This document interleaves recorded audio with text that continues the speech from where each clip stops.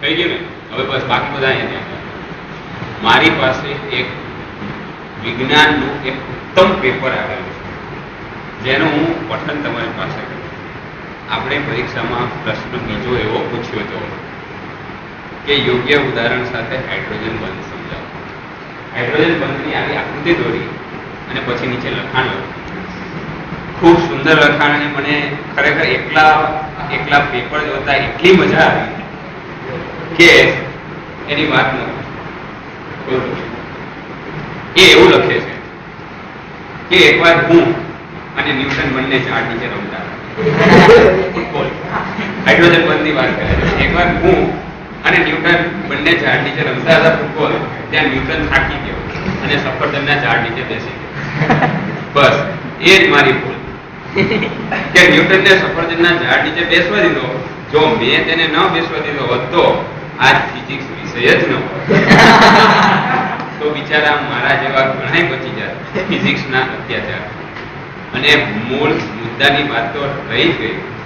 ઘણી બધી બ્રાન્ચોમાં ફિઝિક્સની બુકો આવે છે.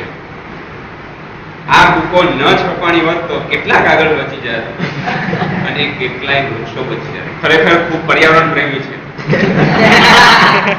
પણ આખી દુનિયાને સોરી, ન્યૂટન મારું કહેવાનું કોઈ દિવસ માનતો જ નહોતો. કેમ કહું? કાન જ નહોતા, ક્યાંથી સાંભળે? ને મારે જીભ જ નહોતી, ક્યાંથી બોલું? આ મિત્ર એ આપણા ક્લાસનો જ છે અને એ મિત્રને આપણે વિનંતી કરીએ કે ઊભો થઈ જાય. મિત્ર ઊભો થઈ જાય જોઈએ. બધા તાળીઓથી વધાવી લો એને. ખરેખર મને ખૂબ જ મજા આવી. આ મિત્ર નું આખું પેપર આપણે સાંભળીએ. આઉટબાઉન્ડ સિદ્ધાંતની વાત કરે છે. ઉદાહરણ સાથે સમજાવે છે કે ક્રિકેટમાં આઉટ તો થાય એટલે આઉટ પણ બાઉટની જગ્યાએ ગોલ લખી દેવાનો એટલે આઉટ ગોલનો નિયમ. અને ફિલ્ડરો ડિફેન્ડરો તો આવતા હોય છતાંય બધાએ વચ્ચેથી બોલ લઈને ગોલ કરે એનું નામ જ ખેલાડી. બાકી તો આખા ગામમાં ઘણા હોય અને દડાને પાટા મારવા વાળા પણ હોય પણ ઝાંક વાળા ઓછા હોય. બાકી તો મને ક્યાં આવડે છે ગોલ કરતા. ક્રિકેટમાં નાનો દડો હોય, આમાં મોટો દડો હોય, ઓલામાં બાઉન્ડ્રીની બહાર નાખવાનો હોય, આમાં બોલને નેટમાં નાખવાનો હોય. પણ એક વાતનું ધ્યાન રાખવાનું, ત્યાં ગોલકી ખાલી જગ્યા મારવા ઊભો હોય તરત જ બોલ હાથમાં પકડી ને ગોલને રોકે. પણ એનો ક્યાં વાંક છે? એ તો એની ફરજ કે એના માટે કંઈક કરવું એ એની ફરજ છે, માટે એ પોતાનું કાર્ય કરે છે. મિત્ર તું તો આપણે થોડુંક આમ બધાનું અભિવાદન કરે. ઉભો તો થાય યાર.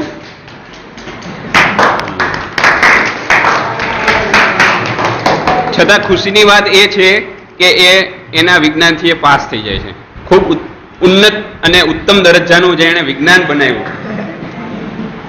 પી ટાઈપ અને એન ટાઈપ સેમિકન્ડક્ટરની વાત કરું તમને તો એ એવું કહે છે કે સોલાર સેલની નીચે ગોઠવવામાં આવે છે પી ટાઈપના અર્ધવાહકો. અશુદ્ધિનું ડોપિંગ કરવામાં આવે છે અને એમાંથી ઇલેક્ટ્રોન. બાકીની વાતો સાચી પણ લખી છે પણ એન ટાઈપના અર્ધવાહકો રસ્તામાં ગોતવા જઈએ તો કઈ મળે નહીં. ઊંડા ખાડા ખોદી અને પછી એમાંથી કાઢવામાં આવે છે. આપણને એમ કે આ બધું તો તૈયાર મળી રહે છે પણ બિચારા વૈજ્ઞાનિકો ને રેલા આવી જાય છે.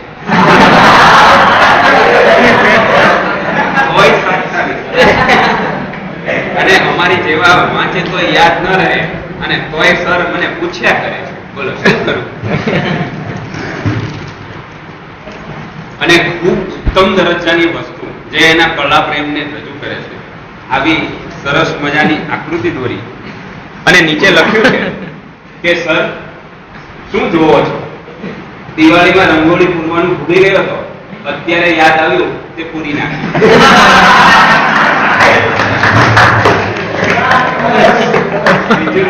પોસ્ટની વાત કરીએ. ખાલી આકૃતિ આવડે છે, નામ નિર્દેશન નથી આવડતું.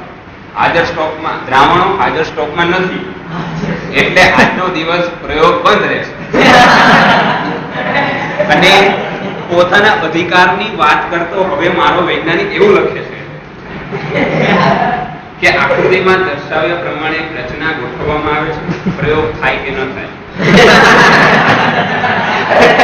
પ્રયોગ થાય કે ન થાય, પરંતુ બધા સાધનોનો ખર્ચ કરવો પડે છે. પછી એમાં નળી નાખવાની, નળીના બે છેડે બૂચ મારવાની, બંને ધારણાઓમાંથી એક તાર પસાર કરવામાં આવે છે અને એક મીટર જોડવામાં આવે. પછી થોડીક વાર રાહ જોવાની, પછી ભડાકા થાય એટલે શાંતિથી ખૂણામાં જઈને બેસી જવાનું અને બીજી વાર ટ્રાય કરવાની. ખૂણામાં નમાયા થઈને બેસી જવાનું અને બીજી વાર ટ્રાય કરવાની. આપણે ક્યાં સાધનોના પૈસા દેવાના છે? એ તો કોલેજ વાળા આપશે. 26,000 ની ફી છે ને ભરીએ છીએ ભડાકા કરવા. એકવાર મિત્ર એકવાર ઉભો થઈને ભડાકા કરી દે.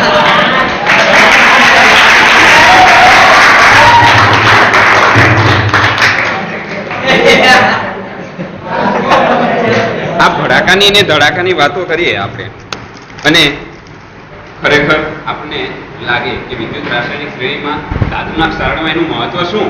તો આપણા સગાવાળાઓ દરિયા કિનારે રહેતા હોય તે વારંવાર કહેતા હોય છે લોખંડની વસ્તુઓ ઘરમાં લાવીએ તો જલ્દી કટાઈ જાય છે. તો આપણે એમ કહેવાનું કે તારા બાપને વધી ગયા છે લોખંડની વસ્તુ ઘરમાં લાવવાની હોય, લાવવી હોય તો લાવવાની, પણ કાટ ખાઈ જાય છે એમાં અમને કઈ સંભળાવવાનું.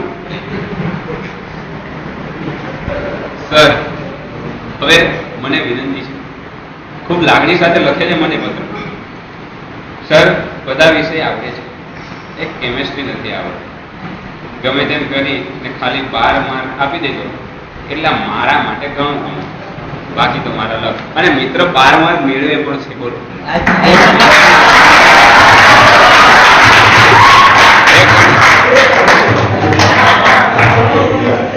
તારા શબ્દોમાં હવે કંઈક કહી દે, છેલ્લો એક વાક્ય કંઈક કહી દે, આ બધાને મજા આવે એવું કંઈક કહી દે.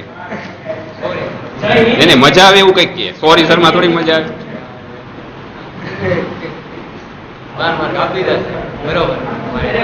Okay okay.